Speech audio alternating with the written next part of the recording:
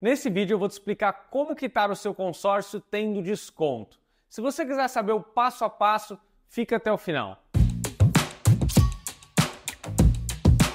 Muita gente critica o consórcio justamente porque diz: poxa, mas se eu quitar, eu não vou ter o desconto, a amortização dos juros que o financiamento tem.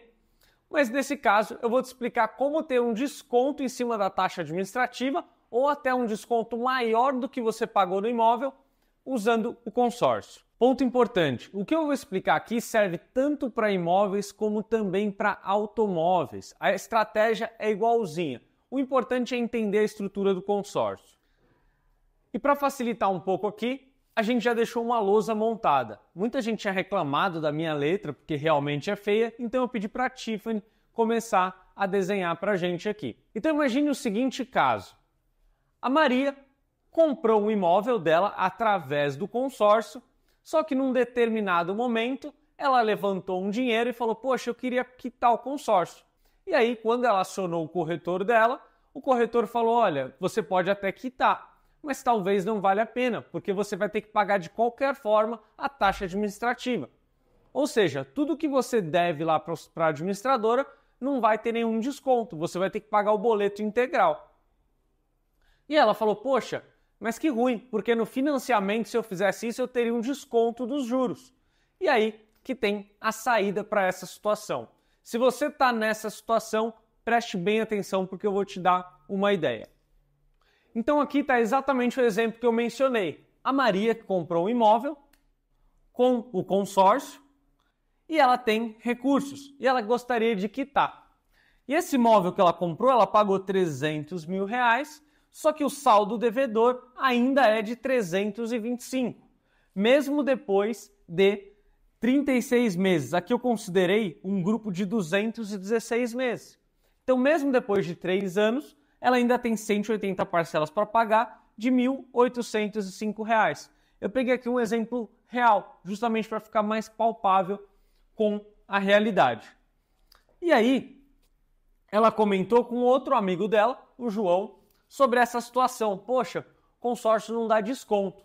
Eu queria quitar, mas assim não vale a pena, né? Porque eu vou ter que pagar 325 mil se eu quitar na administradora.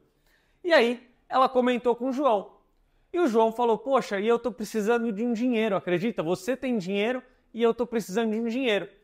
E aí, a Maria pergunta pro João: mas João, você tem um imóvel quitado? Aí ele fala: tenho, eu tenho um imóvel quitado. Então, isso é muito importante. É necessário para que isso aconteça que a outra pessoa tenha um imóvel quitado. E ele também precisa de dinheiro. E aí, a Maria sugere a seguinte situação. Poxa, se eu te der 200 mil reais, você aceita assumir a minha dívida? Aí o João falou: como assim? Pô, eu estou precisando de 200 mil reais, isso me ajudaria. Aí a Maria explica: é simples. Se você aceitar 200 mil reais, eu te pago 200 mil reais e a gente transfere a cota de consórcio para o seu nome. E você passa a pagar essa cota aqui. Mas e a Maria? Aí o João pergunta: poxa, mas e o imóvel, o seu imóvel que está em garantia? Não tem problema, a gente também transfere a garantia para o seu imóvel. Então, a partir desse momento, o João vai ter o imóvel dele alienado, em garantia para a administradora, e ele que vai assumir as parcelas. Só que isso será que é um bom negócio?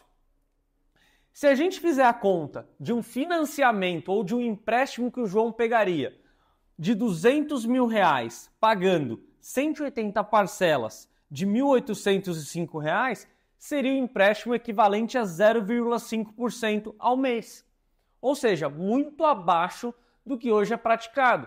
E claro que a cada 12 meses essa parcela é reajustada pelo INCC. Aqui é um exemplo, tem consórcio que reajusta pelo IPCA ou algum outro indexador. Mas, nesse caso aqui, a cada 12 meses essa cota seria reajustada pelo INCC. E aí o João fala: poxa, isso seria muito bom para mim, porque é muito mais barato do que o crédito que eu pego no banco. Inclusive, essa taxa é tão barata que justificaria até pensar em investir para pagar a própria parcela, dependendo da realidade. Mas claro que Eu nem vou entrar nesse mérito, porque o caso aqui é se o João precisasse de dinheiro. E aí, para Maria, olha que legal, esse é um grande ponto importante. A Maria teria comprado um imóvel de 300 mil reais, teria pago 36 parcelas de 1.805 e só depois disso teria gasto 200 mil reais. Ou seja, do bolso dela teria saído só 265 mil reais. Ela comprou pagando menos do que pagaria à vista e num prazo muito melhor do que à vista. Porque ela não tirou todo o dinheiro de uma vez, ela pagou várias parcelas e só no final que ela quitou. E essa quitada no final, ela está vinculada a transferir o dinheiro já na hora de transferir a dívida.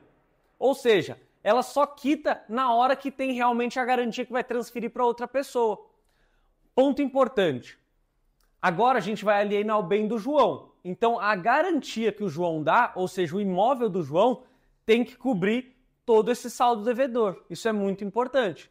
Não adianta, por exemplo, o João ter um imóvel de 150 mil reais e querer colocar em garantia. A administradora não vai aceitar. Ou vai pedir mais uma garantia. Mas tranquilo. E para que isso funcione, ou seja, você tem que ter a pessoa que tem o imóvel comprado com consórcio, isso não é muito comum. Várias pessoas compram imóveis com consórcio e vão pagando as parcelas, e muitas delas gostariam de se livrar dessa parcela, porque muita gente não gosta de ficar pagando dívida por muito tempo. Isso é normal, até porque ao longo da vida as questões podem mudar, a pessoa ganha mais dinheiro, recebe uma herança ou qualquer motivo que faça entrar um caixa. E também existem as pessoas que precisam de dinheiro. É só você ver o número de pessoas que pegam empréstimos todos os dias. Aqui é um número muito alto. Só que, para você conseguir conectar essas duas partes, você depende de um bom corretor, que consiga entender a demanda de cada cliente, justamente para conectar as pontas. Então, um bom corretor, normalmente, ele tem vários clientes, uma carteira de clientes de consórcio. E ele também tem uma carteira de clientes investidores que estão toda hora se alavancando e pegando dívida para fazer mais investimentos. Isso é comum. E a dívida barata é justamente uma saída importante para conectar essas duas partes e tornar isso viável. Outro ponto importante é que eu fiz a conta aqui considerando que a pessoa já teria pago 36 meses e ainda tinha 325 de saldo devedor. Isso significa aqui que o saldo inicial era de 390 mil, ou seja, 30% de taxa administrativa. Essa é a taxa administrativa super alta. Inclusive, alguns grupos muito bons têm essa taxa. E mesmo com 30% de taxa administrativa, toda essa operação fica muito barata e boa para os dois lados. Então, para que a gente consiga realmente ter uma estrutura muito boa, é importante que a gente foque em consórcios de qualidade. Consórcios não são todos iguais. Existem consórcios bons para algumas finalidades e consórcios ruins para essas mesmas finalidades. Então aqui, percebam que tudo isso aqui está conectado. E você só consegue fazer isso se entender todo o passo a passo. Se você ficou com alguma dúvida de como montar essa operação, deixa aqui nos comentários que eu vou adorar fazer um novo vídeo explicando para você o passo a passo. Até o próximo vídeo. Tchau, tchau.